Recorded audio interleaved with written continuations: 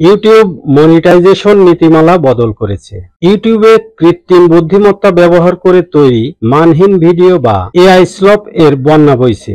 গুগলের নিজস্ব সেবা ভিও3 এবং ওপেন এআই এর তৈরি সোরা এ কাজে জনপ্রিয়। চলমান ট্রেন্ডগুলোকে কিওয়ার্ড হিসেবে ব্যবহার করে এই ভিডিওগুলো তৈরির লক্ষ্য শুধু ভিউ কামানো, যাতে চ্যানেল দ্রুত মনিটাইজেশন পায়। এভাবে মাসে কয়েক হাজার ডলার আয় করছে অনেকে। অথচ এসব ভিডিওর ভিড়ে হারিয়ে যাচ্ছে মানসম্মত ভিডিও এবং দর্শক ও ইউটিউবের রিকমেন্ডেশন অ্যালগোরিদমের উপর আস্থা হারাচ্ছে। পাশাপাশি ইউটিউবেরও অর্থ অপচয় হচ্ছে। সমস্যাটি নিরসনে 2রা জুলাই ইউটিউব কর্তৃপক্ষ তাদের ইউটিউব পার্টনারশিপ প্রোগ্রামের শর্তাবলীতে বদল এনেছে। আগামী 15 জুলাইয়ের পর থেকে চ্যানেলে এআই স্লপ থাকলে সেটি ইউটিউব পার্টনার হতে পারবে না, অর্থাৎ চ্যানেলগুলো মনিটাইজেশনের অযোগ্য হয়ে যাবে। এআই ভিত্তিক কন্টেন্টের নতুন চ্যানেল মনিটাইজেশন পাবে না, পুরনো চ্যানেলগুলোও সেটি হারাবে। এর পাশাপাশি একই ধরনের ভিডিও একাধিকবার আপলোড করলে, অন্যান্য চ্যানেলের ভিডিও জোড়াতালি দিয়ে আপলোড করলে